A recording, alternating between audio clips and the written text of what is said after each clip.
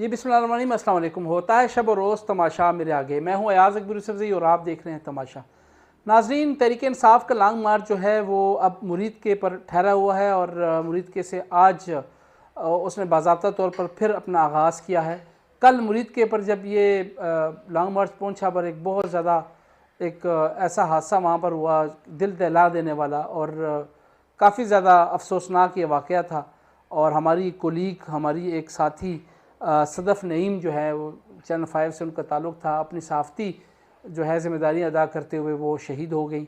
और यकीन करें कि कल बहुत ही ज़्यादा हमें इस चीज़ पर अफसोस हुआ। इससे आप अंदाज़ा लगा सकते हैं कि सहाफ़ियों के लिए कितनी मुश्किलात का सामना होता है। और लोग कहना तो बड़ा आसान है कि जी ये तो सहाफ़ी है, कौन सा कोई मुश्किल काम है।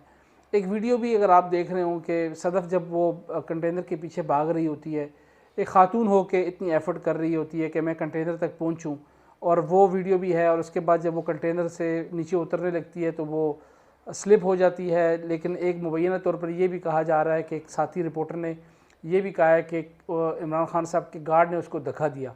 मैं इमरान खान साहब को 10 साल से कवर कर रहा हूँ और जो खान साहब के साथ मामला ये है, बदकिस्मती ये है कि खान साहब के साथ जो उनके लोग होते हैं, मैं वो लफ्ज़ नहीं इस्तेमाल कर सकता, मैं बड़े ही एक पार्लिमानी अंदाज के साथ ये बात करना चाहूँगा।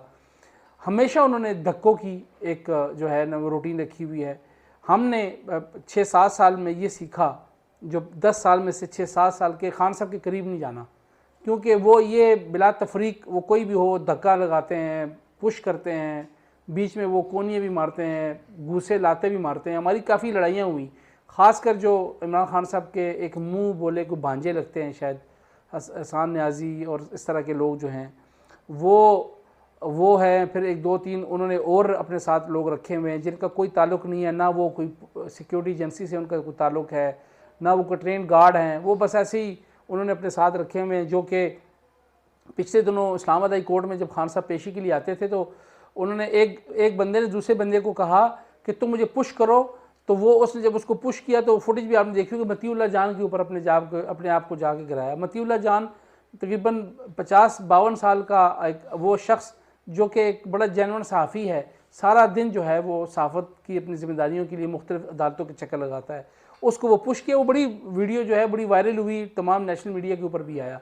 और कितनी अफसोसनाक वो मकाम था कि एक शख्स को सिर्फ इसलिए कि जी वो मतीउल्लाह जान से शायद उनका कोई नज़रियाती इख्तलाफ होगा। एनीवे, इस पर मैं नहीं जाता, लेकिन मैं चाह रहा था कि इस पर हम ज़रूर बात करें कि बहुत ही अफसोसनाक है, अब उस पर सियासत की जा रही है।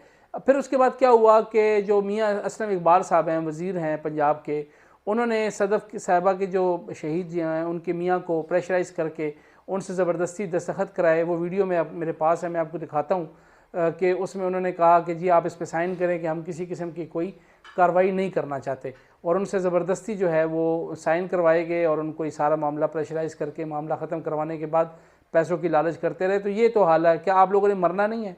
क्यों आप लोगों ने अल्लाह को जान नहीं देनी कि इस तरीके से आप जो हैं उसको कहते हैं कि ये एक हादसा है और हम इसमें किसी किस्म की कार्रवाई नहीं करना चाहते। तो ये भी एक बड़ा ही हमारे लिए एक अलमिया है कि हुकूमत वक्त जो है वो इतनी जालिम बन जाती है कि किसी के जो है वो ज़ख्मों पे मलहम रखने के बजाय उस फैमिली को प्रेशराइज़ किया जाता है कि मज़ीद कोई कार्रवाई ना हो और हम बदनाम ना हो या हमारा ये इशू हाईलाइट ना हो। हुकूमती जो लोग हैं वो भी इस पर सियासत कर रहे हैं और ये जो PTI है वो भी इस पर सियासत कर रही है। एनीवे, अब आते हैं मार्च की तरफ। कल मार्च पे खान साहब ने कहा कि वो हुकूमत के साथ बात करने को तैयार हैं। आरिफ अलवी साहब जो हैं सदर, वो बात करेंगे PTI की जानिब से, और उन्होंने कहा हम बात उनसे करेंगे जिनके पास इख्तियार है। तो खान साहब जो हैं उन्होंने PDM को जो है वो साइड लाइन कर दिया, हुकूमत को साइड लाइन कर दिया। अब वो डायरेक्ट हो गए एस्टैब्लिशमेंट के साथ 1 to 1।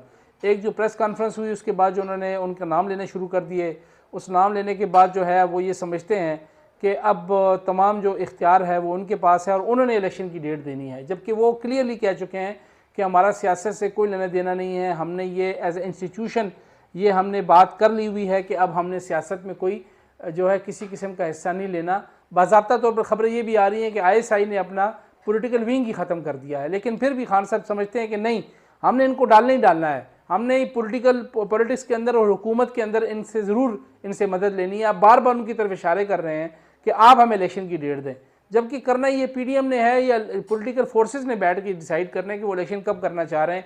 उस पर वो बात करने को तैयार नहीं है। वो कहते हैं मैं उन फोर्सेस से बात करने को तैयार हूँ, और अगर करनी है तो आरएफ अलवी के थ्रू करें। पहले भी खान साहब ने जो मुलाकात की थी आर्मी चीफ से, जनरल कमर जावेद बाजवा साहब से, वो भी आरएफ अलवी साहब के दफ्तर में, उन्हीं के अवान सदर के अंदर वो मुलाकात हुई। तो वो जो सदर पाकिस्तान का ऑफिस है उसको वो जो है वो इस्तेमाल किया जा रहा है, इसलिए फिर अब खान साहब उनकी तरफ देख रहे हैं। बहरहाल मार्च जो अब आ रहा है, मार्च 4 तारीख को इस्लामाबाद में पहुंचना है, और देखते हैं कि वो खान साहब जिस काम के लिए मार्च लेके आ रहे हैं उसमें वो कामयाब होते हैं। मुझे तो कुछ ऐसा होता नज़र नहीं आ रहा। नवंबर इज़ वेरी इंपॉर्टेंट। इस नवंबर ये डिसाइडेड होगा, ये डिसाइडेड रोल प्ले करेगा कि नवंबर के अंदर क्या होने जा रहा है। अब खान साहब जो अपने अज़ाइम कह लें या वो जो उनकी डिमांड्स हैं वो पूरे करने में कामयाब होते हैं कि नहीं होते। बहरहाल मुझे जो लगता है कि खान साहब के लिए नवंबर बड़ा टफ़ है। वो इसके बावजूद कि पूरी एक्सरसाइज करके आ रहे हैं, लेकिन उनको हासिल वसूल कोई नहीं होना। वो यहाँ आएंगे, अपना टाइम भी वेस्ट कर रहे हैं, लोगों को भी ख़राब कर रहे हैं, पैसे का भी ज़िया है, और अपना एक प्रेशर ज़रूर वो डाल रहे हैं, लेकिन कुछ हासिल वसूल मुझे होता नज़र नहीं आ रहा। क्योंकि ये डिसाइडेड है कि इलेक्शन अपने टाइम पे होने हैं, और आर्मी चीफ का तयन जो है वो जो वज़ीर आज़म सिटिंग है वही करेगा, और किसने होना है ये डिसाइड हो चुका है। सिर्फ उसका एक प्रोसीजर है, वो प्रोसीजरली जो काम है वो स्टार्ट हो चुका है। उसके हवाले से भी बड़ा जल्द जो है वो तमाम चीज़ें सामने आ जाएंगी, और जब डिसाइड हो जाएगा कि who will be the army chief, तो वो चैप्टर भी क्लोज हो जाएगा जो खान साहब बार बार कह रहे हैं कि नहीं, मेरे से पूछ के जो है वो आर्मी चीफ का नाम लिया जाए। कुरन का जो इलेक्शन था वो खान साहब जीत गए हैं, और कुछ 7-8 हज़ार की लीड है खान साहब की। वो तो आपको पता ही है कि इस वक्त जो उनका पॉपुलर नैरेटिव है वो चल रहा है, और वो लोग जो हैं वो वोट देना चाहते हैं, लेकिन इलेक्शन फिर भी वक्त पे होने। देखते हैं कि खान साहब अभी लॉन्ग मार्च के हवाले से, ये लॉन्ग मार्च सब सियालकोट जाएगा, वहाँ रात रहेगा, उसके बाद फिर इसने जीटी रोड को ज्वाइन करना है। जुमे को जो है 4 नवंबर को इसने इस्लामाबाद पहुँचना है। अपना ख्याल रखिएगा। अल्लाह हाफ़िज़।